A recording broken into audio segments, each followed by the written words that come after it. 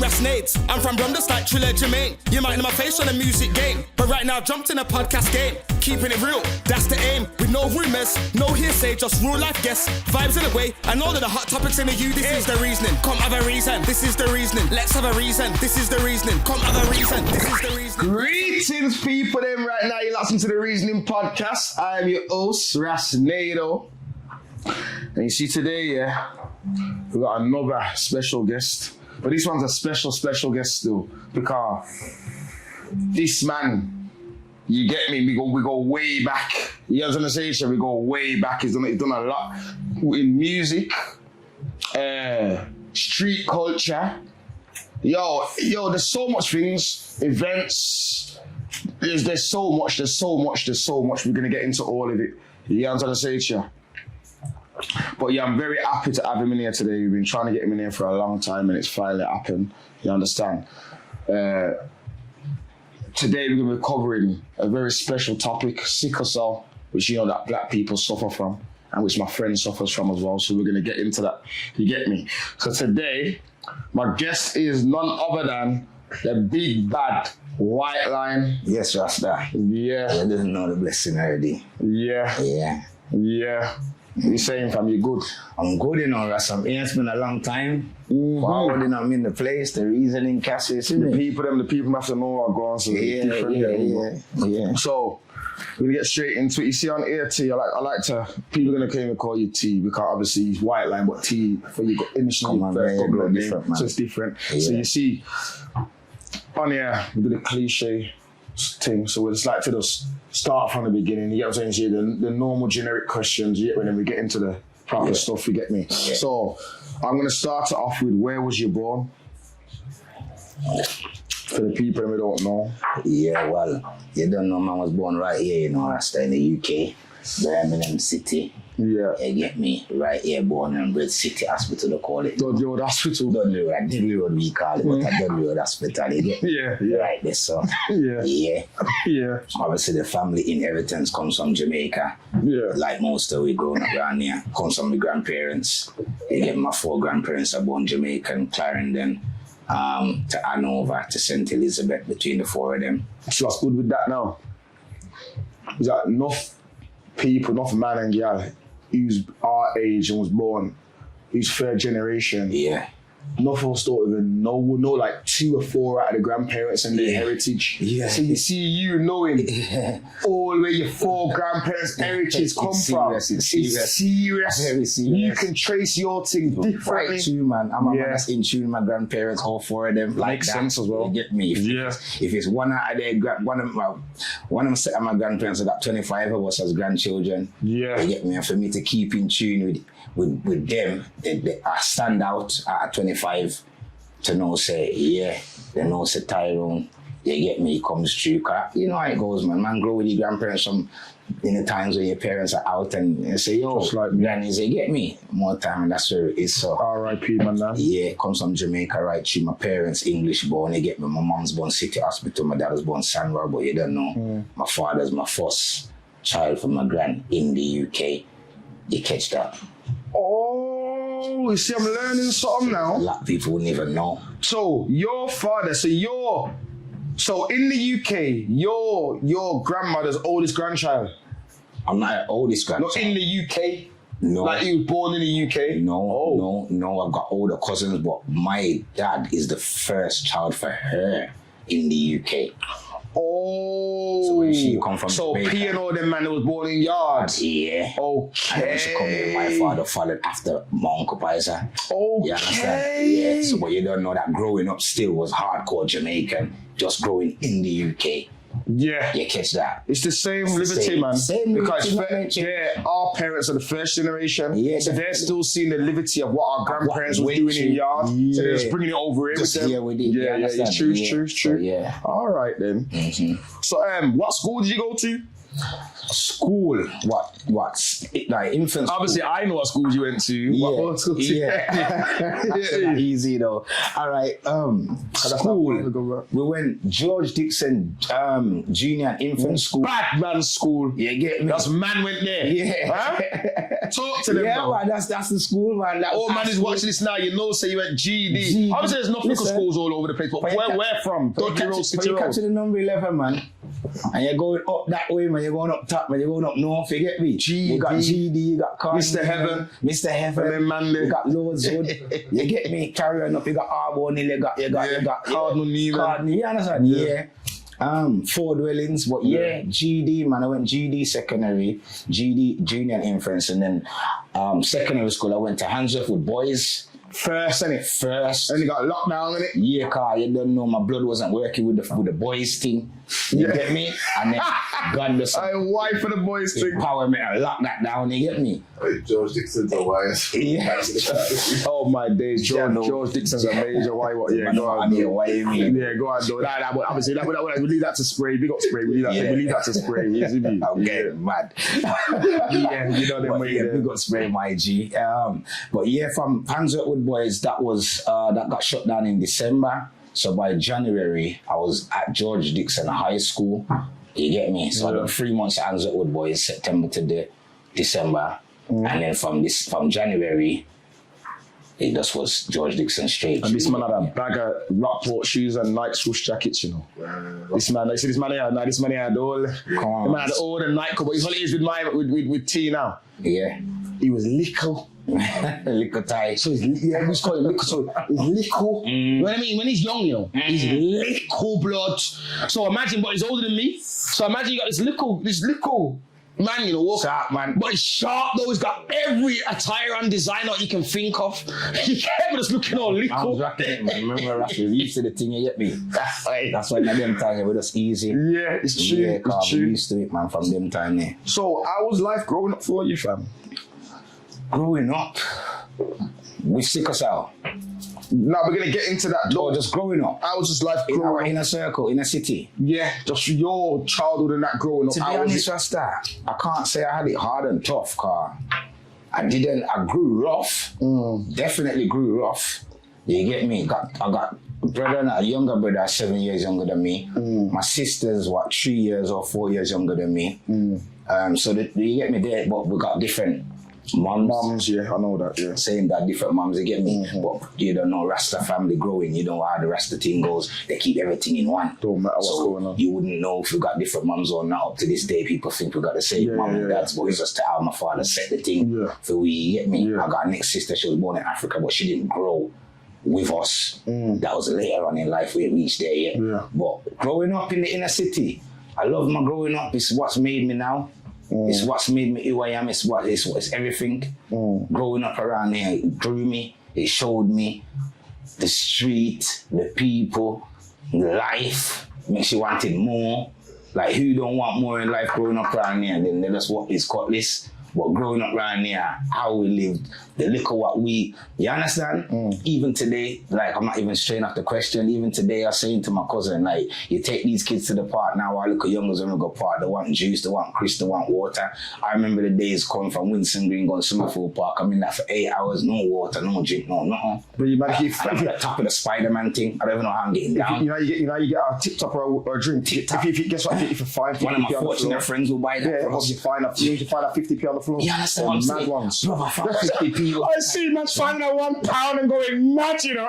One time I found 50 pence, it come like my whole day was lit. Yeah. That big 50p. Yeah. Let's go Summerfield chip and get a cold and chips for 15p. You done mad, ain't ya? 15p for a cold and chips, you know, see? Nice. Yeah, so yeah, man, growing up. And the pop 20p. Yeah, that's a growing up around here. It was nice growing, man. Yeah. It was multicultural. You got your Rastas, you got your Asians, you got a few Caucasians, you got your black community.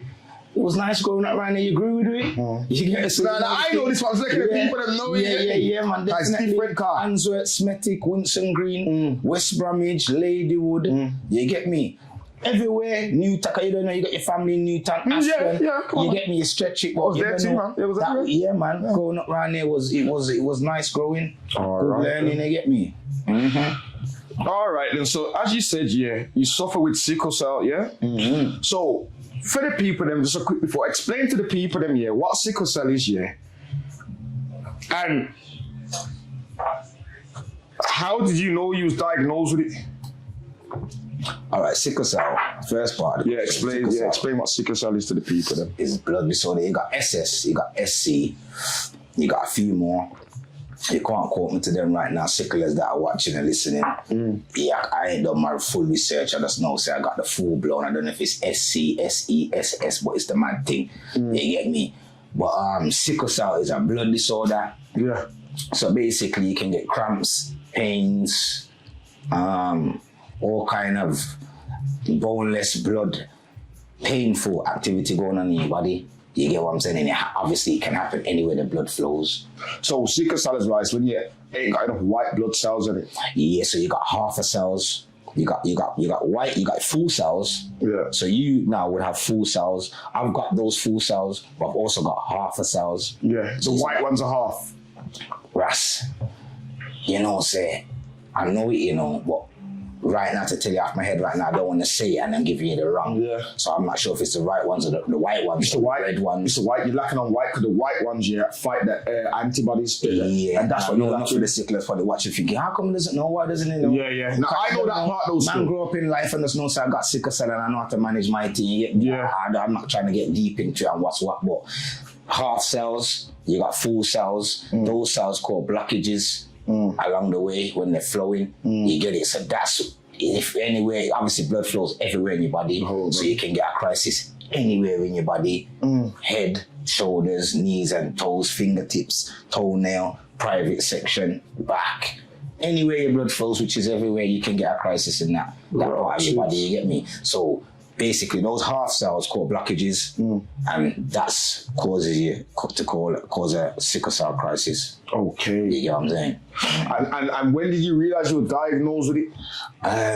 Well, my mum realized I was diagnosed with it at the age of 6 weeks old. I was 6 weeks old, she told me. Yeah, when she found out, she was a young mom at the time. You get me? You don't know growing up them time, she was about 18, 19. You get me? So she don't even know what sickle cell is herself, too tough. Especially in that days, the 80s, you know. You get me? As a little youth, information ain't big that much. Crying as a little baby from 0 to 6 weeks old, crying every minute more than how she knows a baby to cry. So she knew something weren't right, you get me? But she didn't know what. And then even when she found out, she didn't actually take me herself. She, one of my godmothers, Valerie Duckworth, God bless her soul right now. You get me? So Valerie Duckworth. Man. Lorna Duckworth. Man. Lorna's her sister. Man. You know this. Lorna's like my godmother. Lorna, well, she's not my godmother per se, but I could call her that because how we grew. And she does works in bins when she's ready. It's the same ones. I know the same thing. You get me? I never knew that was you, what's it called? Man, that's my godmother, man, for years, man. Valerie, so they're my people. Man. 100%. Differently, Lydia and all that, they're my people, fam. Lydia, man. They're my people, fam. Sickle cell too. Yes. Lydia. Got sickle cell, I think, if it's the same Lydia. I think Lorna's daughter, we always hear beating up people's names on the team. It gets like that, So that lady Valerie, she actually took me to the hospital and found out that I was diagnosed with sickle cell, 6 weeks old, and she come and told my mum what's what, you get me? And then from that day forward, my family, when my mum and my parents was aware, say, man, I got sickle cell full blown. And obviously, I don't know if it's in your question, but that's caused from your parents. My mum's obviously she's a carrier, so she's got a half trait. They call it trait. Sickle cell trait. Carrier. My dad, same thing, trait, carrier. You get me? So when you have the two traits, it makes one. Two halves make a whole. Because my mum is trait, but my dad's nothing. But not every child from the parents will have sickle cell. One in every 4. You get me? So I was that one for my mum and dad that would have it. The rest might not have nothing, or they might just have carrier. As your brothers and sisters got it? They're carriers. Oh, My brother's a carrier, my sister's a carrier. So if they got with somebody who's a carrier now, you don't know how that goes. You get full blow. So these are the things. 4 anyway. So these are the things, So the people them out there, you wouldn't think, especially black people it affects. So the black people them out there, these are the questions you need to be asked when you get with somebody. These are the kind of things you need to check man. Before you have a baby. Man. Before you have a baby. You feel like you can't ask what's panty size and then right, if you've got sickle cell, or ask if someone's got sickle cell, or how's your family bloodline running. Because these are the serious things out there. You understand what you really need to be. Because it's serious. Because that's my next question. What are the side effects? So break down to them for real. Because I've seen you before. The first time I seen you a certain way, I thought I was going to drop down. Yeah. You know what I'm saying? So, that, man. You know what I'm saying? Yeah, so side effects, as in, like, what process I go through. Yeah. Yo. I don't think people understand. I could sit here on a podcast and tell you about the pain. Listen, the pain is something that I can't even explain. You know, as growing up, people used to ask me, what's the pain? And I used to always say, this is growing up. I used to always say, the only way I can explain it is, remember when you used to go to school and you got science class, and you got them vice, you know the vice? Them vice things, you wind it and it opens, and then you wind it back and close it. Don't tell me it drops and it pinches your finger. No, put your arm in there and just close it, clamp that, just close that. And clamp that so the blood stop flowing. Bloody hell. And then the pain on that, because I don't know how else to explain. So then, does that mean then, does your using your arm, would your arm feel dead then as well at the same time with the pain? Because when the blood stops flowing, you know, that's when your arm. Have you ever slide your arm and go to sleep and you wake up and you can't move it and you're like, and you have to get this other arm to, and then you start and it's fuzzy, bro. Yeah. I have to use one hand at times to move the other hand in a crisis. Same with my leg. You get me, my back. Like, there's so much, man. And sickle cell people out there know, they understand it. But the pain, it's 100 times 10, and I can't give you, I can't even say it's like this or it's like that. It's a pain of its own. It's a different kind of pain. It's not shutting your finger in a car door, and that's hurtful. It's pain. It's constant attacking. Sometimes it's throbbing. And then you're dead with it. They tell you to drink a lot of fluids and eat food, but it's hard to do that in the type of pain. So it can kill you, eh? Yeah, man, definitely. People have died of sickle cell. That's why we're even here, to show local awareness, because people are dying of these things and they put other things more important than it. So we're just trying to raise the awareness as well. So when did you have your first attack? You know, like, I'm talking like when when you're conscious and you're aware, like, yo, this hurts. Obviously, when you're a baby and you're crying, you don't know what that is. Yeah, my first attack that I was aware of, that I can remember. Yeah. I don't think I can remember the direct first one. Yeah. But I can remember a time where I was crying. I was about 7, 8 years old, bruv. Yeah. Going through a crisis. Just come from school. I think I played football that day, and I said that's what caused it. And on top of that, they're telling my mom that I can't play sports. You don't know when we're going to school, whether football is the main thing that we play. You know, certain little PE and certain little activities at school. You're part of rugby team, this, that, cricket, rounders. You don't know. You get me? We involve basketball. We involve. So any little activity, they said I got to stay out of it. So you see, when I was going through the pain, I was about 7, 8 years old, brother. And I'm saying to my mom, why me? Because I don't see none of my friends or anyone going through this. Like, it's like as I kick a ball and run up and down for 15, 20 minutes, I already know I'm going hospital from here. But you know what's mad? You know why I ask you this?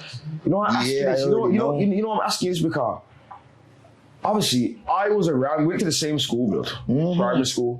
So I see it. We grew up in it. I see it every day in it from my childhood. Every day. So I'm saying to you now, I don't remember you. I've been in the episodes where you're directly seeing, and I'm seeing you like, it's only when I'm getting to a big age, bro. When I'm in my 20s, when I'm seeing you like that. Because we're not aware of it. Yeah. You're not expecting that from. It's mad. And you like me. Remember to how you know me, you know. Because you just don't know you're active. You're not doing nothing different from the rest of us. You're doing more. I'm doing more. And then you're thinking, how's this going? I want somebody I win. You get me? But yeah, bro, it's there. It's been there. all them time them man was going to school and growing up with you, and you see man out doing whatever. You get me? Yeah, bro, sickle cell's always been there part of my life, bro. So that's what I was saying. So, because that was my next question: is how does it affect you? But obviously, you're making us know. Say, yo, no things you couldn't do. So as a youth, I'm talking though. You see, growing up, that must have restricted you from a lot of activities. You know what I'm saying? It did, but what now? Like I said, we grew rough. Yeah, and we grew tough. So it's kind of fight through, innit? So you fight through because if Russell is going through the den and is climbing up that wall and jumping over the other side and going down one part, what do you think I'm doing? I'm coming. You understand what I'm saying? I'm forwarding. I'm reaching. Yeah, so it affects me in a sense of a mind state because I know I'm not supposed to do this, not because it's wrong, but because I know, say, yo, the sickle cell attack can come on. I can't be as active as the next kid. And remember, we're growing up in a time where we're active children, we're very knowledgeable, and we was active as youth, bro. We live here and we're on 2, 4, 5 roads down. Yeah. You understand? And these ain't the days when your mum can phone you. There's no phone, there's no nothing. And we was very wise at it, so we're active in what we're doing. You understand what I'm saying? So, yeah, it kind of affect my mind state growing up more than my physical, because I still done stuff. Do you catch what I'm saying? It's only, all right, and next thing, again, like sometimes you're coming outside, you got on your t-shirt and your shorts and then something as a juvenile, I've got to put on tracksuit and t-shirt and vest. You can't make the cold get to you. And I can't make the cold get to me. I got to put on woolly hat. I don't want a woolly hat on. I got to put gloves on, but he ain't got gloves on. And no, I'm not cold. I'm a juvenile. And you know, say I remember seeing you like that. Come on, with big old gloves. Yeah, bro. Big old ones, you know. I remember. I remember seeing you like that. And you used to always have a woolly hat on. Always have big coat. You had a big coat on at all times. You did. All times. I remember the Adidas one. Remember that blue one? That was a thick one, you know. With the white stripes, yeah. That yellow man, trust me. But yeah, man. Winter time as well, not good for me. Not good for any sickler growing up. Not good for black people, you know. You don't know. Not good for sicklers. Because you don't know, we're anemic. Yeah. The cold, the bone to the understand. The coldness on your bone. Then time you're going to get more reactions than, you understand? Then usually time you get a crisis. Yeah. So if you get in a crisis 4 or 5 times in the first half of the month, by the time you're coming on into August, September, October, November, December, you're getting them 8 to 9 to 10 times now. Because the weather climates change. You get what I'm saying? And then obviously along the way growing, you know, so Jamaica kicks into that too. Because family and we're gonna get into that. Yeah. But all right then. So we're gonna move off that. We're gonna get back on that subject. We're gonna move off that because we all say it's not just that what you're about. You get me? You're a man of many talents. You get what I'm trying to say to you? So we're gonna touch on music right now. You understand? Yeah. So for all you don't know, we're gonna get into that some more. But you've been a DJ. You know, you've done loads of things within the music scene, promoting a lot of things. So when did you first get a passion for music? First get a passion for music, right? Music's been in me from I was a baby, from young. Yeah, from I was little and I grew from I know myself, I love music. So what's the first kind of tunes you remember listening to? Growing up. Even as a young man, I was listening to my first interest was like Bunty Kid and Beanie Man. That was that era. Yeah. That 92, 93 era. Yeah, but I was listening to music before that. Yeah. But that's where it actually caught me. Remember, when you get it, I know what you're saying. When you're actually going out now. And I wasn't going out. Not going out, I mean, I'm not going out, I mean, you're actually going out and getting music for yourself now. Yeah. That's what I mean. Bunty Killer and Beanie Man. But before that, you know, we grow on the Terra Fabulous, the Buja Bantons.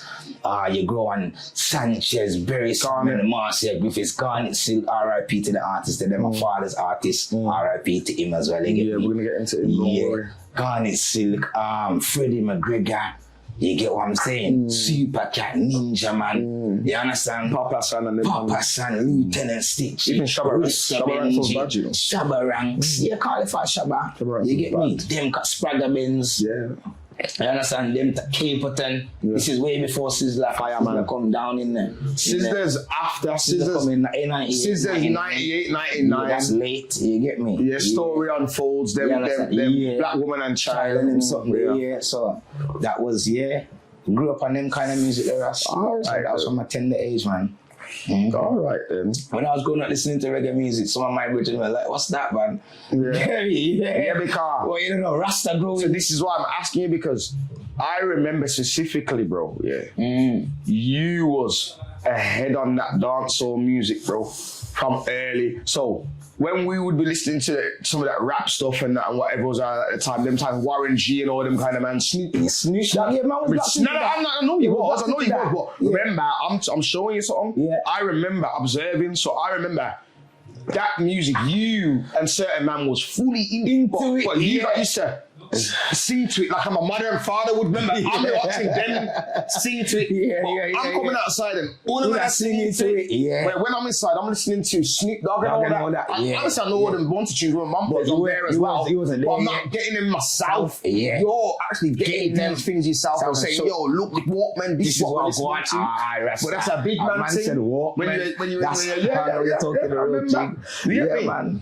Well, all right, and so we're gonna get back to the music. So with the music, so we don't say the music, it was touched on, so yeah, man, that's free flowing, man. We're reasoning, we're here to reason and all. Also, you've been in the streets also for obviously we're not gonna get into what we still say when we say in the streets, we just say community, man. Yeah, man. You are known in the community heavy, bro. Man. You get me?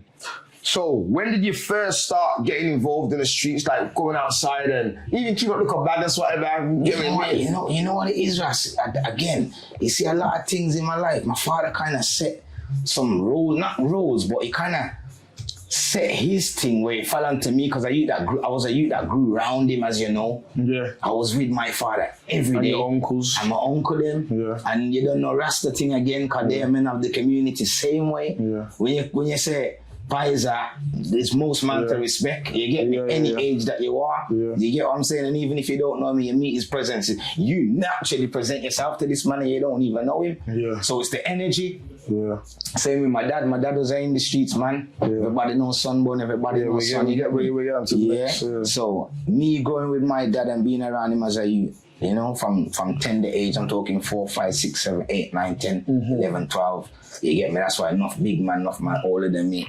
In the roads, in the streets, in the place. Yeah, but you was in the streets as a young man, but like a big man. You have to say to you, because so even like for a man like me, then without even getting too technical, you're definitely one of the first people, what showed me about look outside about the road and. Obviously, man's joking and doing certain things. You probably on the first man say, here's a thing, turn the 1 into 2, and But this is early. Early. You get me? Like, enough man has said that outside and all this rubbish here, and you don't know nothing. Because this is the 90s, and we're still in this generation now. We're still of this generation, what is now. So if we're saying we was outside in the late 90s, what does that mean? I was outside from in the early 90s, Ras. Early 90s? No, I'm talking. Early 90s, I'm talking. Yeah, but late 90s, I remember catching number 11 bus to Winston Green. If you remember Winston Green Community Centre on Winston Green Road. The big events. But you're saying that. But I'm saying, you're saying that. And that was I'm saying late 90s. Man are driving. All right, then. You're talking about 99, man are driving. That's what I'm saying. I was like 13, 14. Man are driving, bro. 40. Motorway. Yeah, that's what I'm saying. Wales. Everything. Doing a lot. Yeah. All kinds of stuff. London, everywhere, man. But that's what I'm saying. Like, it's growing up that's why I say growing up in the inner city. It was nice growing up because although we was exposed to a lot of stuff due to growing up around parents, around others, we still was wise because we wasn't foolish. Yeah, that's what I'm saying. Because even saying what you're saying, doing them things, we never ever really got in trouble for it or got caught for doing it. Do you get it? So our mindset was a bit different growing, and it was coming back to our parents, bro. And you know what it was? Like now that you said that, you open up like thing in my brain for real, because when I think back now, it's all about what you're looking up to in it and what you're seeing. Now, them breed of people, what was around back then, what we had to look up to, is totally different to what's around now. So, and like you said, there was no internet and no fabrication. So what you saw was the real deal. It was all real You life see so much in your face, it's real. So what I'm saying. And remember, you know, to the parents, you know, from them time, it's not a bad thing. It's it was just the way of life and living. Nah, man, it made us proper, the hardship. Listen to me. The come up, the go through, we went through the struggle It made us and the proper. success with our parents. You get what I'm saying? So seeing all of that made us have that mindset. Yeah. Whether you put it in the right aspect or you take it to that way, you still got ambition on your journey. You understand what I'm saying? Yeah. So that's it. It's the drive, bro. It's what you're seeing. It's what you're exposed to, bro. So that's why from young, and then again, saying that my dad dropped up, my dad doesn't look like my idol, he still is. And the man that lying down in his grave and he's still my idol. Because I still see them and do enough things in my life that I still see, ain't people, ain't nobody do that now. You get what I'm saying? Yeah, so when he dropped out at the age of what, 30? You know, here what we do, stop right there. Because we're just going to get to, like how you're on that, because that's the next thing anyway, yeah? Yeah. K9, Sunbun, and Brothers. Yeah. Yeah? Yeah. Now, I'm just going to give the people a quick breakdown. Just a quick one. Yeah. So, your dad has got a lot of brothers. Yeah. And they're all well known. Mm-hmm. Back in the day, it was called the Bass Crew. Mm-hmm. Yeah. Any carnival. Yeah. Any, like, black people event back in the day, if you ever seen a group of them rassies on the motorbikes. Yeah. Any carnival music, youth or anything like that, you see a 50 rassies, all rassies on motorbikes. Yeah. That's Bass Crew. 100%, yeah? man. 100%. That's Bass Crew, yeah? 100%. We got Pisa, if you know Pisa's got the food shop, everyone goes there, fish cuisine, Pisa's, K-Peel. Change it to Pisa's right Pisa's now. Yeah. We know about P. Mm-hmm. You understand? So if you know about P, you know about Shabba, you know about Ganzi, you know about all them brothers there. So that's the Bass Crew, yeah? So Sunbun now, K9 Sunbun. Some people call him K9. Yeah. Some people call him Sunbun. You get me? Yeah. So that's your father, R.I.P. Yeah.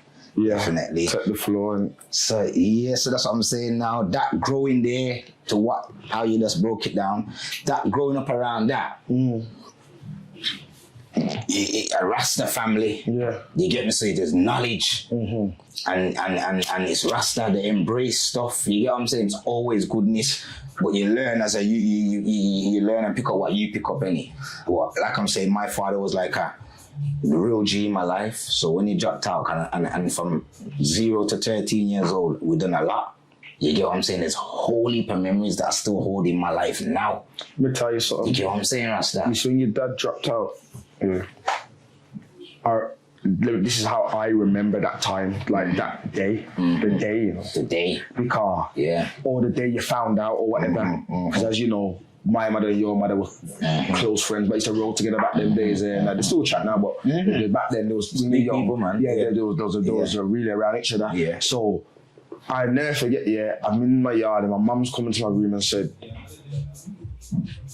Tyrone's dad's died, you know. And she's saying, yo, Tyrone's in a bad way.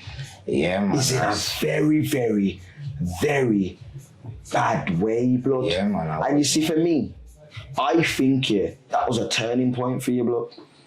It was a do or die situation in my life. Because you remember, we grew up happy, we grew up nice, and we grew up tough, brother. And we grew up rough.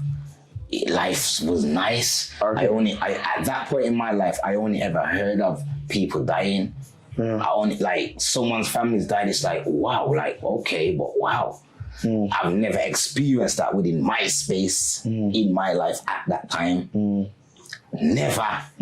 Not saying my mum or my nanas, but me, I've, like I said, I've heard of somebody dying. Even your mother was mashed up, I remember. The whole family. But you was mashed up. I said, look at you. When that happened to me, brother, trust me, I remember, man. It was a do or die situation, and life was just bouncing around from like a pinball, bro, from here and I'm there. I'm not and I am. I think personally, from there, that's when things started to get a bit dark, bro. That's when things started to get a bit dark, Rasta. Because you're making your own decisions. Yeah. You get what I'm saying? And all the the life rewards and the things that, you know, my father used to set for we as brothers and as his kids, my brother and sisters. You get me? Like, he set some targets for me. If you do this and you get that in school, it was always in school. Anything in school, them man they say, Ray.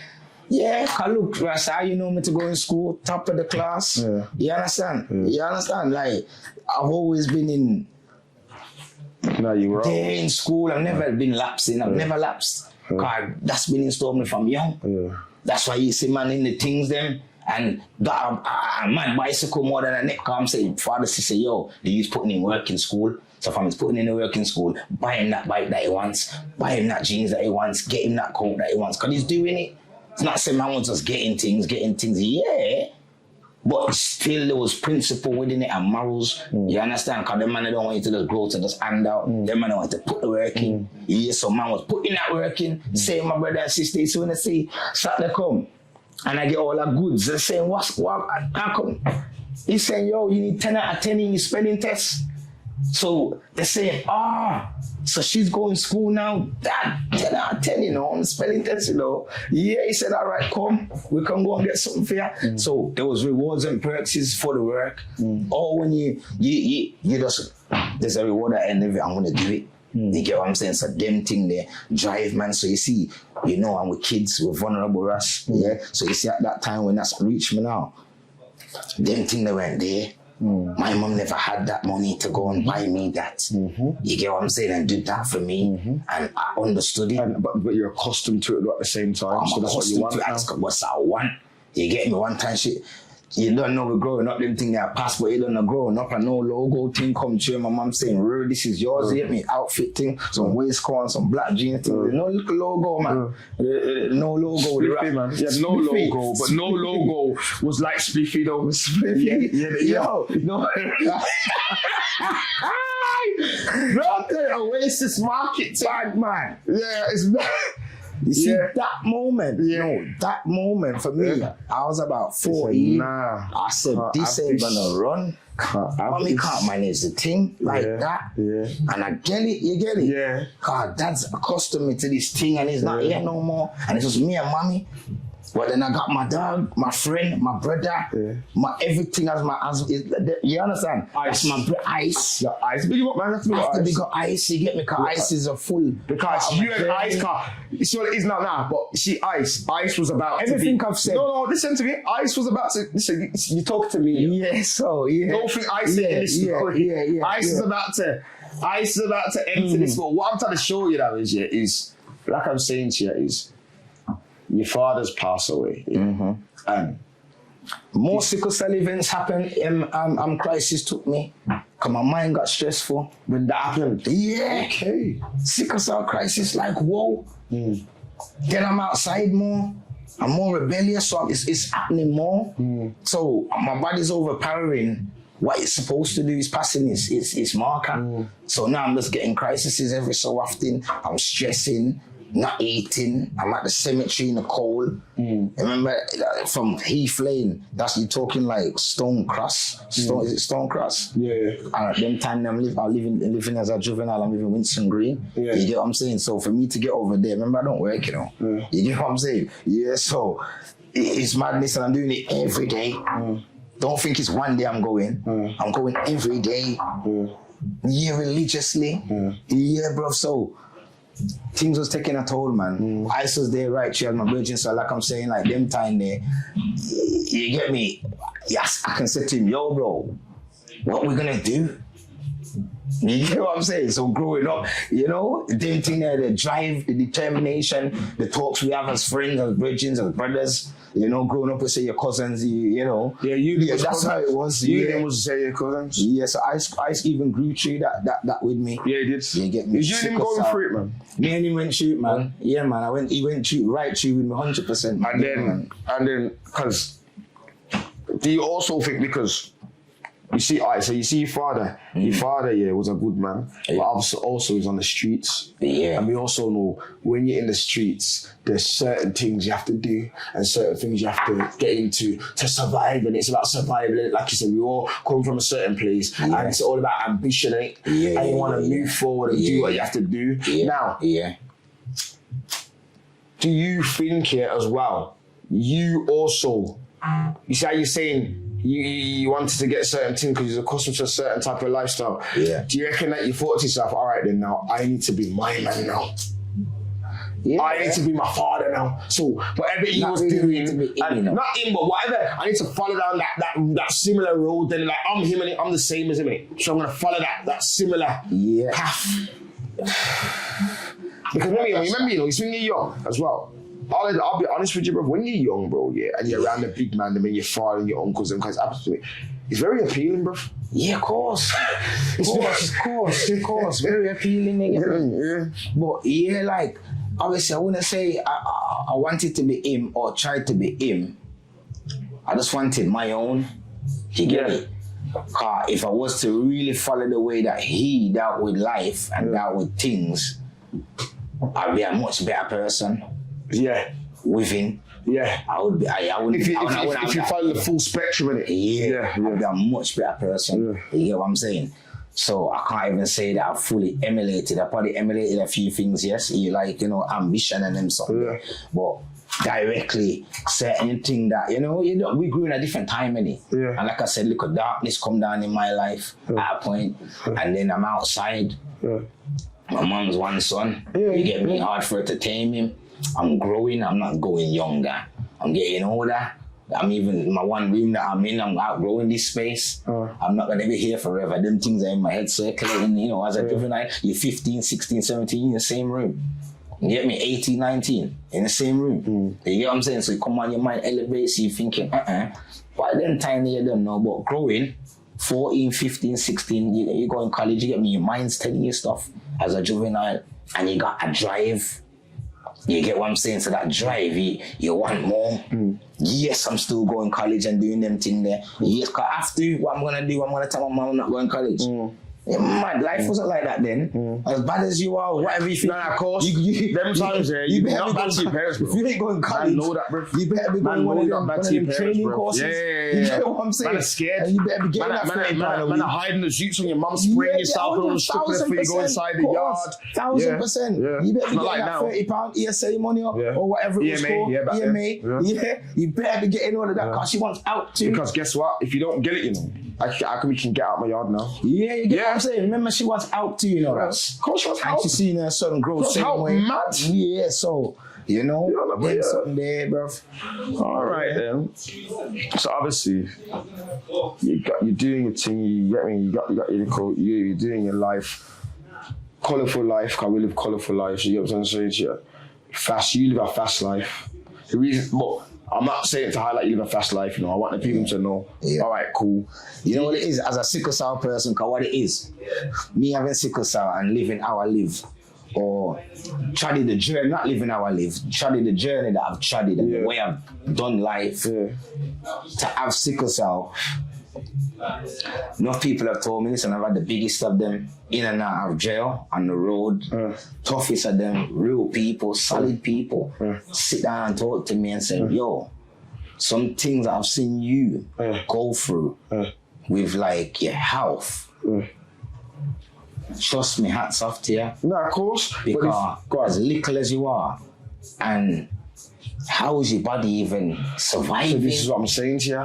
But I've asked myself this many times. Let me get to my question. So I'm showing you now. You see how because you live a fast lifestyle, how does it affect your illness? It affects it a lot, but obviously I'm a grown man now, so enough of that stuff. Nah, show them, I'm saying, show them. Don't think I'm saying to show you that, I'm showing to make the people know you can enjoy yourself, you can have a look at one thing, you know what I'm saying? Because enough of them won't think you can. Yeah, nah, man, I'm a grown man now, so enough of them things you grow and you learn yourself, you learn your body, you learn yourself in it, you're aware of yourself and aware what's what. So, same time, you don't know. They tell you can't drink, you can't smoke. You get what I'm saying? But as a juvenile or as a youth growing up, even coming into your 20s, you're not gonna have that discipline, bro. You're not gonna have that discipline. So easy. You're too young. You're still learning. You get me? So I did go through my rum phase, went through my Hennessy phase. Come on, you could drink rum like me and Hennessy. You get what I'm saying? Like, but over time, I'm realizing my body's not Is that why you don't drink them kind of drinks there at clubs? Is that why you drink champagne and all the things and dragon and that? So you see, oh my days. I just clapped on. So you see champagne. I can drink that, my body can tolerate it. Because I know my body, I've drank it over a course of time, so I know. That's for you, yeah? You don't get ill like that when you drink that. Yeah. Even when I was drinking anything, the rum and them strong drink there, I'm getting the crises, but still going back to it because I ain't learned myself. You get it? I had to learn myself, and it took me this particular crisis that I had, and I says to myself, yo, done with that.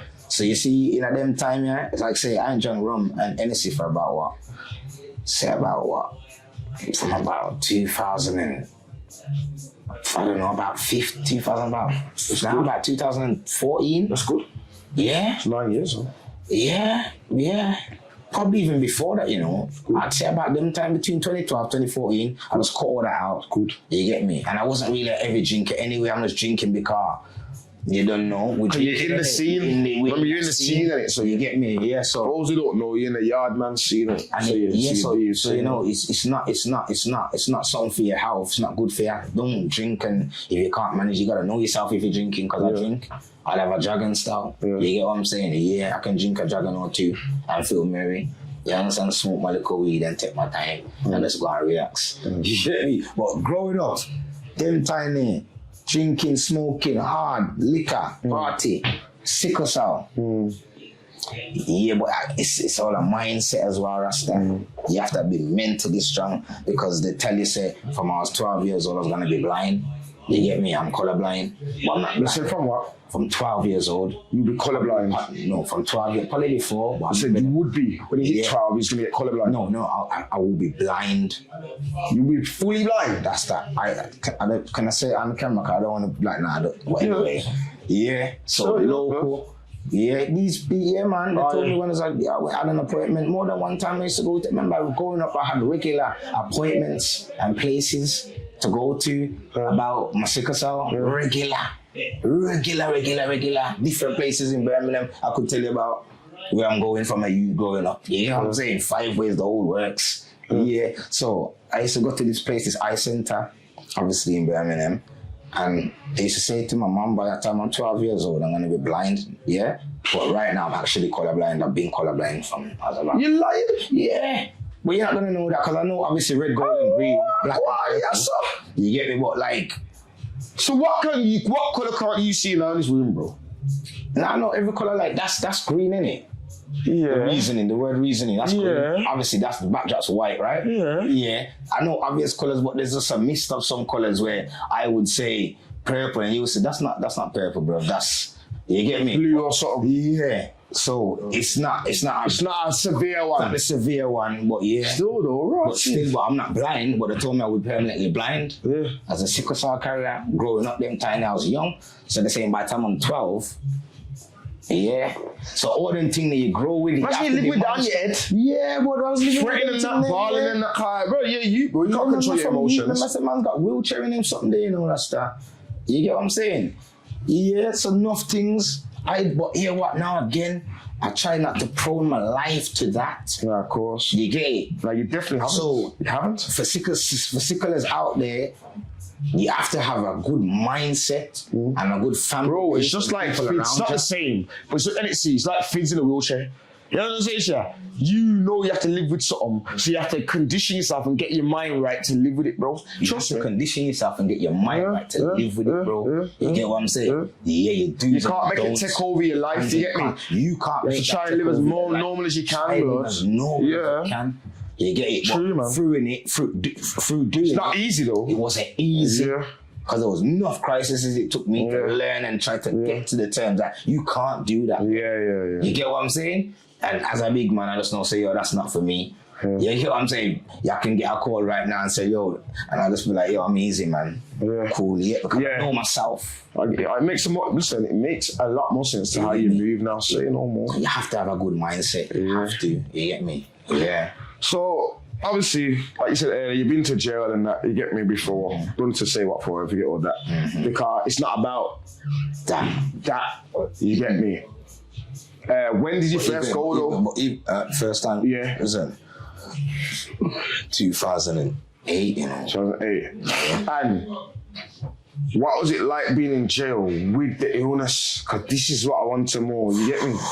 Because I've been to jail and I know what it's like, bro, and I know, say, them people don't business about you in there. You could have all kinds of illness. I've seen man in there with cancer, old man on their deathbed, bro, and they're treating them mad. One of them says to me one day, I was going through a crisis, brother, but you know no man's in the can. So I'm toughing it out as well, because mindset, it comes back to mindset. I'm not just going to fold and be weak out. Yeah, I've got an illness and I'm aware of it, and their healthcare is aware of it, but I'm still not going to just move weak out until it reaches that point. You get me? I can't help myself no more. That's different. But if I can help myself a bit, I'm going to tough my thing. So I'm going through a crisis. It's been a day or two, so I'm telling you, I'm going through a crisis. So this is what I'm telling you about being tough and having the mind, because remember the pains I'm telling you about. I'm going through this pain, you understand? But I've got some little 1 and 2 tablets, but it's getting to the 3rd day. By the time the 3rd day is come, I can't hold it no more. But I've gone to one of the officers and I'm saying, you get me? I need to see a doctor. Remember, it's my first time and I don't know how the thing runs, but I need to see a doctor or something. You get me? What they saying to go get up. The man's telling me to go and get an app, do this and do that. Nonsense. I get all of that, but right now it's not acting. What do you want to do? Cut off my head in front of you to show you how serious the situation is. You look perfectly fine to me. And I was like, I look perfectly fine. I look perfectly fine. Imagine that's what you're going to tell me. I look perfectly fine and you really don't even know how I'm feeling right now. Dangerous. I haven't got the resources that I need here. I put myself in a situation and I'm here, but I'm still trying to deal with it. And what am I supposed to show you people that I actually need assisting to? Do I have to cut my head off? You know what I'm saying? I don't know what I have to show you. So in the end, I had to deal with some other officer. Obviously, I locked up in my cell anyway, you get me? For a good hour. Going through this pain and I ain't got the resources that I need. Even some good painkillers would help me at the time, you get me? I've run out and all I'm asking is for more, you know? You get me? And if I can get a doctor to come and check me out, car. Yeah, man, it was a horrible process. Obviously, you just don't put yourself in a situation, but it's not a nice thing having that hostage and being in the can. Definitely not. I'm about to be removed from a prison establishment to hospital. You get what I'm saying? To many different hospitals, because you know prison establishments are everywhere. So being local, I've experienced it. You know what I'm saying? Come to City Hospital, and you know they've checked me in incoming A&E. Yeah, I'm coming out of the prison, handcuffs and all that. Going for my pain. I don't mind all of that. I gotta do what I gotta do. It has to be done. A few people, you know, I'm a community person. People are going, it could have been you walk past or you coming at the hospital for seeing someone and you've seen me. And it's like, that person that seen me is like, oh, Tyrone, wait, what's going on? You all right? You get me? Now these guys, alarms are raised, you get me? It's only a lady that I know. She's now for my mum. You get what I'm saying? Because when she left the hospital, A&E, I'm sitting in A&E with 2 officers, you get me? She's not phoned my mum. My mum's not phoned this person. Now everyone's at the hospital. Now I have not got seen because they're saying that this can be a breakout. Yeah, you get it. And I'm saying, listen, I waited days for this moment. I need to get seen, you get me? Bro, they didn't let me get seen. I went back to the establishment, you get me? In St. Green. Got back there, but let me tell you this again, because it's mindset as well, bro. I didn't get seen, you know, and the amount of pain I was going through for them 3 days, bro.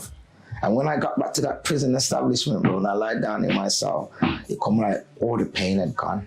It come like my body just got a nice enjoyment and an adrenaline off coming out and even feeling back the environment for that little moment. You get what I'm saying? Yeah, so by the time I got back, you know, I still didn't get no medication, nothing, you know, but it's like, God just took the pressure off me. You understand? And I thought, wow, look at that energy.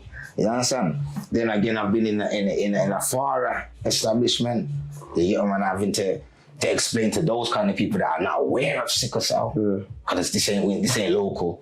I'm somewhere else now. They don't know about this. So it's a longer time for them to even get me processed to find out what this is to get me to a hospital.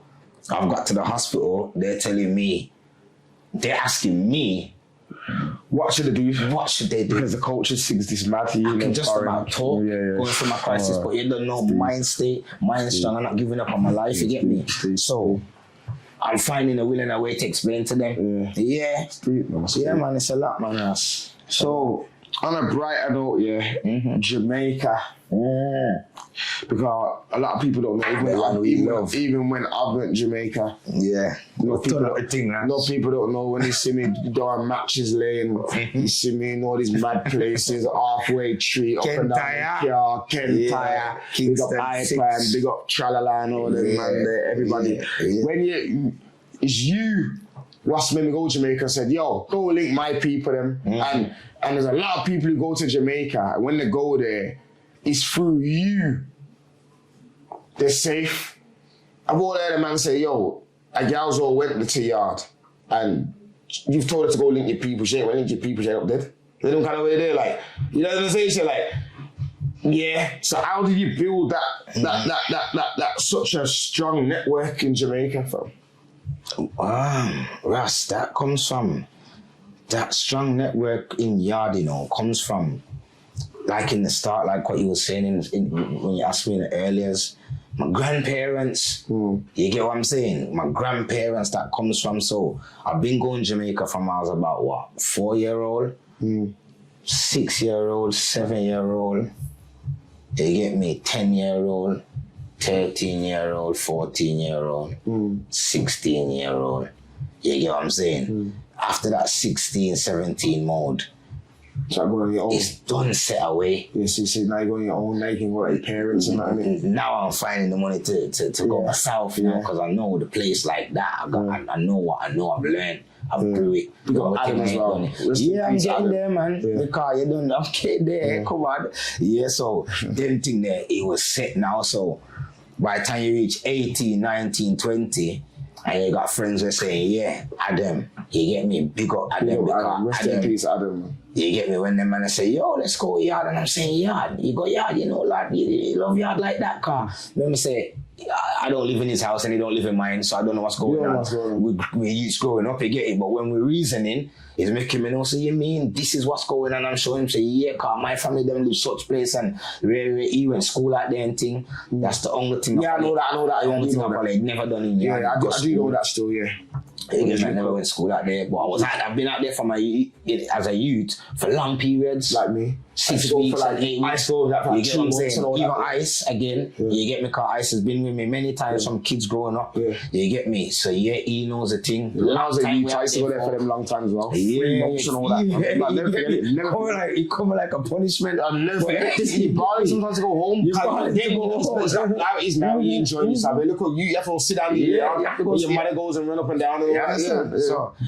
So that comes from there, and then going yard with my brother and them, like Adam now, when me and Adam started to touch base and I'll say, yo, we're going yard, it made a different step. That's when I'm a man now, we're men now, we're young men, growing and learning I want to do with that same drive and that same ambition. So, you know, we want to have you understand? Yeah, so holidays, started from holidays, we're just taking some holidays and you get me? But like I said, the thing's already set. So when me and him are going, I'm showing him my places, he's showing me his places, so it merges. So now, without me, if he makes a trip without me, he's merging the two places. If I make a trip without him, I'm merging the two places same way. So the thing, you come from a youth, man, and you just, as you grow, you just keep that same culture growing. You get me? See now, roots, Rasta, just still take it up. You get what I'm saying, yeah? So you see when you're out there, yeah? Because I know, what's her name? Janika. Janika Leah. Yeah. Janika Leah, yeah, man. Big up Janika, man. Yeah, people them as well. Come on, they go in the same inner city. But I know that she's moved over there because sickle cell doesn't affect her as bad as when she's here. So and also you got the natural remedies and stuff you can have, you know, the right fruits. Yeah, that's the first thing after sun. Yeah. So what are you like when you're out there? Alright, as a youth when I was going out there, I still got crisis. I still caught sickle cell crisis. Yeah, I'm out there for a long time. Yeah. The weather climate will still get you. Yeah. Because you're not used to so much. Yes. Once your body gets used to it, I'm dehydrated a lot out there. Yeah. You get me? So obviously I'm getting my juices and stuff, but maybe not as frequently as I'm used to it being in England. Because I'm now in Jamaica with my great gran. You get me? God bless them ladies there, man. Cause you don't know they said the thing. Cause I know my great granny and them something there, bro. Like it's not like I met her, I know her. I didn't meet her. I know her. She knows me. Years. She's passed on now. My mom, one of my nan's mom. Yeah. So you get me. So then thing there, you know, I'm gonna get. She's gonna, you know, it's different. Like if I get a cup of juice probably 10 times a day in England, I probably won't get it 10 times a day in Jamaica growing up them time there. You get what I'm saying? It's lesser, but I'm still getting natural resources, good food, sunlight. I'm getting, you know what I'm saying? So I still caught crises, but not as often. Because growing up as a youth, I caught crisis often. You get me? So when I'm in Jamaica, I'm finding in that 6 weeks or 8 weeks, I'm not getting so much in that time, but I still get 1 or 2, which ain't a bad thing. You get what I'm saying? That's good. The Jamaica 100% agrees with you. Janica's out there living now. Yeah, man. Yeah, it's doing good for her, man. Yeah, of course. Get a book as well. She's got a book as well about a children's book about sickle cell. Yeah. You know what I mean? So anybody out there, if you know that, what's the book? If man can even find the team, plug it. Yeah, man, find it out. I'm gonna find it right now, bro. Big up her thing, man, cause them girl that chatted the sickle cell route, you know, and went through it, you know, chatted the journey, you know. Yeah, man. She's a warrior in this. There's a few people, you get me, but big up to everybody. I know a girl named Lydia that's got sickle cell. Yeah. Some man out there right now that's got the trait. You get me? Check yourselves and just make sure your blood levels are up, man. You get me? Drink fluids. You understand? Stop from drinking. It's called My Friend Jen. Friend Jen. My Friend Jen. That's the book. They're even celebrating 6 years anniversary of it. You get me? She does a lot of things as well. You get me? She's an author. She's a speaker. You know what I mean? So check her out on Instagram. Janika.Leah. Yes, trust me. Sickle cell warriors. And if you're not a sickle cell warrior, you know somebody that's got it. Check her out, cause you don't know she got the knowledge, man. She got the knowledge. Yeah, man. All right, then. So we move on. No, car. Enough people now coming to the end still, but for people who don't know, you've done a lot of promotion work. Big up Adam once again. Yeah, big up Adam. You made me know, says Adam, what make you know about all in dances. And you've had some big dances too, not no little food. Yeah, big up Ricky Chu as well. You know? Big up Ricky Chu as well. Big up Ricky Chu. Yeah, cause Ricky Chu from in a time. You know what? You get me? In a time. How can we sit here and not beam up? Because really and truly, fam, let's be honest. Remember, say it's my podcast, you know, it's not Ricky's, you know. Yeah, I'm not saying that. Yeah, I know that. No, I'm saying right now we have to beam up when we talk like this little part, because you know why I'm saying that? Because he used to bring man a lot of places. Because I said when we on his pass, even I said, yo, I remember going to certain places. I'm following you. Why after big up Ricky? Trust me. Because as I said, young and wild, and we couldn't tame them time they get me.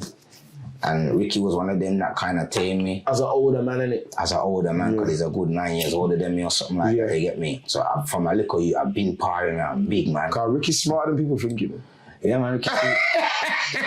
I'm pretty Ricky, man. I'm telling you, I know about Ricky, but yeah. So in a time, I'd say in 18, 19, and then the time, about 18, 19. Yeah. Because my father had Ricky Chu and him same way. You get me as a joke, same way. You know, other youths in the community same way, but Ricky was one of them. Nah, definitely was. So it only comes back in time later. You get me, I'm going to book him on the journey, which it happened.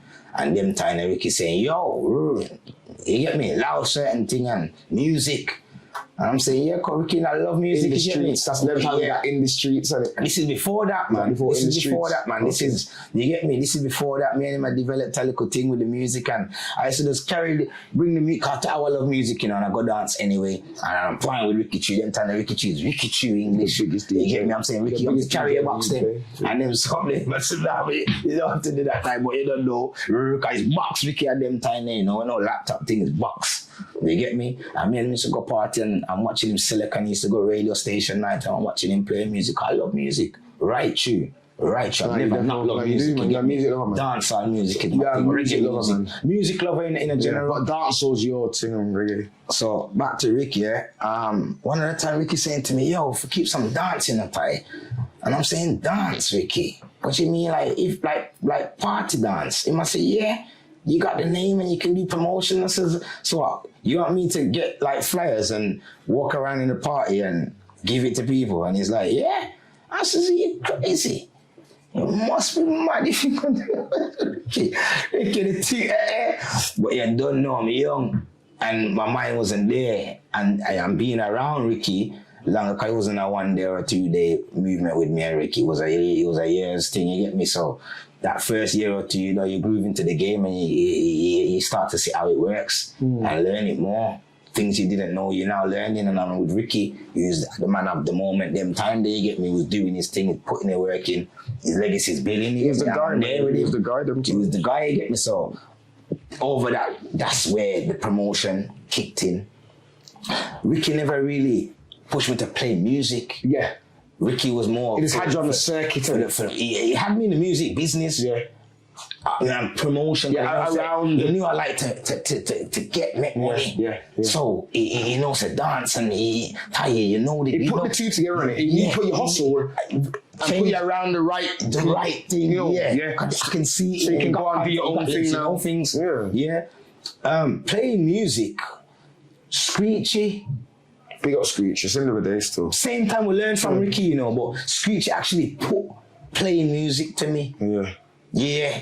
Cause I didn't really think of playing music. I did, but to how I used to see the sound system thing back then. You see Tony Matter and Firelings and Stone Love and Bass and see like that. It's some madness. You thinking, yo, I gotta stand up in a place and cause battle like that. What my uncle's gonna say? What my mom gonna say? That's how I used to preach. So I'm thinking that. But when Screechy come and put it to me and Screechy built me a CD case and everything, you get me? Me and Nate, Spice and Son, big up Nate Dog, you get me? Spice and Son, them time then.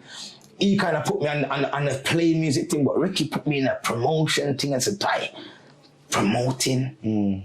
At first I was a bit into it, but once he helped me do my first one, it was called Designer is Fine. I don't know if he's gonna remember. We kept it Galgolian Bar, if you remember that in Jewelry Quarter there. You don't know. Remember Galgolian Bar? Yeah, so right there. No.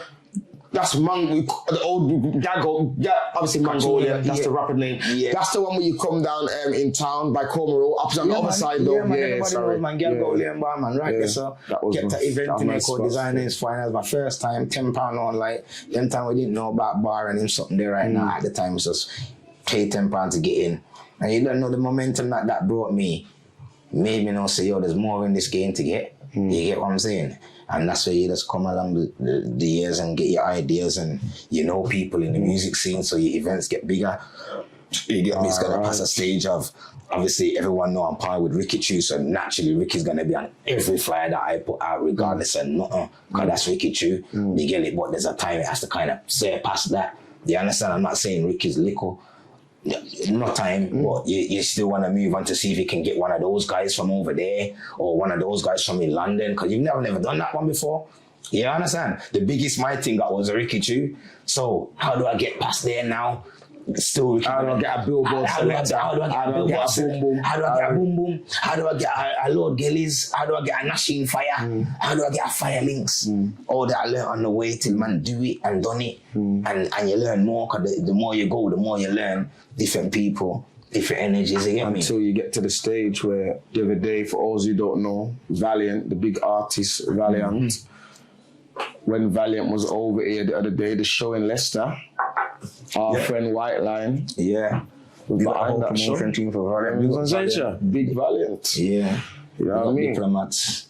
We got the promotion team that worked with, man. And that as well, we got the man and I put it forward to big show, man. Very big show that was. It's to me. To me, I wasn't at that one, but it looked like the best one. Brass, I don't look like much. I don't look like yo.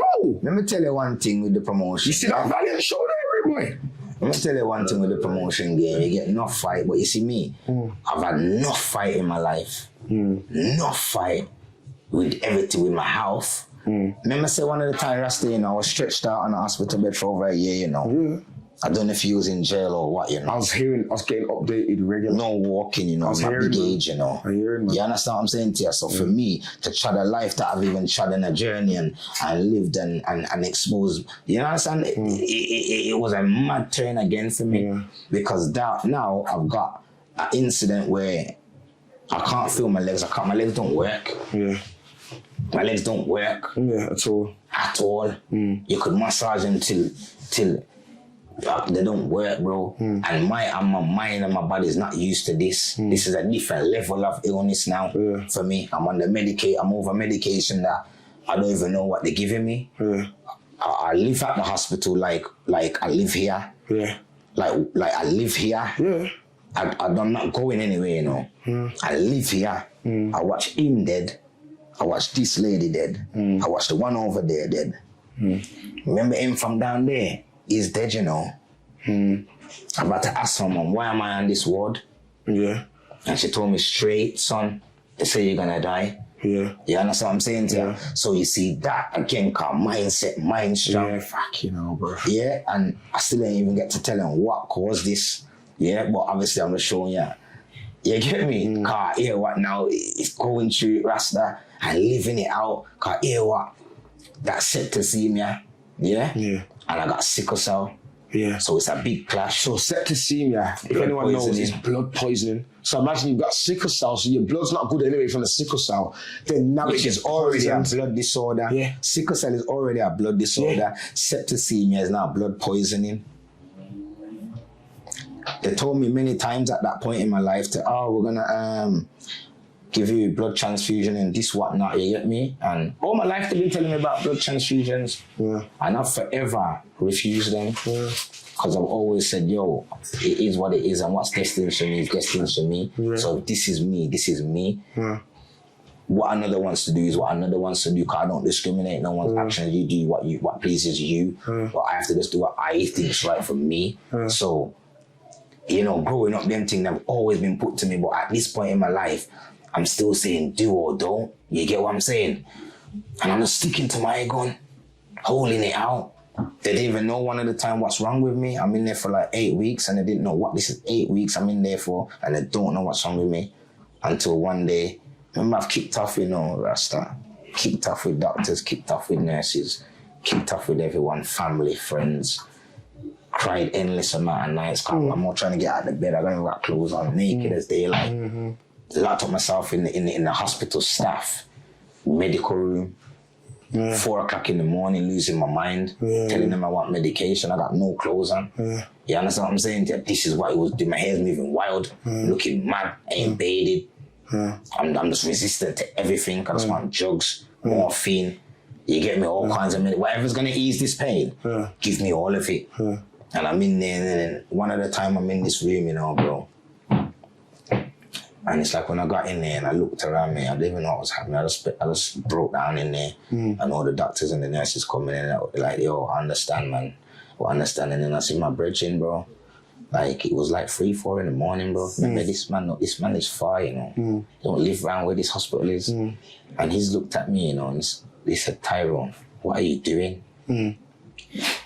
I just broke down more. I say, big man, I don't even know what I'm doing. I just want my life back. This is mashing me up. I'm gonna die. Every day someone's dying on this ward. It's depressing me. You get me? Like, trust me, bro. And then, time's going on. They told me, say, I got septicemia. I'm about to have several operations. You get me? Because normally you don't beat septicemia. I think what this is what I was just getting to again. You get septicemia more time you're dead, That's that. You see, life. I have to know. You see, septicemia. I was in hospital on the same thing with this septicemia, and I'm hearing people are dropping with this thing. Yeah, people are losing their life with this thing. It's when I come through my little journey, like now, enough to like now, and even a few years back when I come out. And even now, I know I'm here for a real reason. You get it? I don't know what the reason is, I'm still searching, because life's like that. You get what I'm saying? And I've done my fair bit yet, but I still don't know what's my purpose, because I'm still here. people that have had this what I've got. That's God, man. Yeah, I know that. I know that. I know that. Cause the callings are there, man. You get me? The callings are there. It's just that mind power to just make the step. You get me? But yeah, you have to know. Say, yo, you're here for a real reason. Yeah. Cause I'm still standing. You get what I'm saying? I'm holding it strong, said way. No, it's true. You understand? Yeah. But what did he say? Why I even got to that? He asked me something why I got to that, you know. The what? What he just says to my cousin, what he said, and what Mother also asked that. So yeah, man, it's been a good interview, man. It's good a bit. You got the breakfast bar. Quickly plug the breakfast bar as well. Yeah, where Monica show them what I got. I did bring the thing in there. That's what I'm saying. The man have many get a new venture right now. Even see where it is. Where is it? It was here somewhere. I brought it in there. You know, you probably scooped it up, but just met them know in it. Breakfast and juice bar. Yeah, you don't know Spring Hill, 81 Stewart Street, B18, 7AF. When you check it out from 6 till 3 o'clock, Wednesdays to Sundays as it stands. You get what I'm saying? But yeah, man, we're there. Proper breakfast. Delivery, everything. Yeah, delivery. Yeah, follow them on Snap socials. On the social media, Snapchat, Instagram, phone numbers there. You get me? Russell fling you up the flyer and make you know what's going on. And you're not, yeah? Yes, people, them. I want to big up my brethren. Caliber has been a guest on our show. Life's a Trap. You get me? Made me this nice reasoning. You get me collab, you get me got the Life's a Trap sign there. And then we got the Reasoning podcast, you get me? My brother Caliber, you know, big up, trust me. You get me, respect it, you get me? Differently. But yes, people, you know what I'm saying? Come to the end. It's been a very good episode. We got Whiteline on the place. Yeah. We got CBI in the camera. I'm Rasnado. This is the Reasoning Podcast, and we're out. This is the reasoning. Come have a reason. This is the reasoning. Let's have a reason. This is the reasoning. Come have a reason. This is the reasoning. Let's have a reason.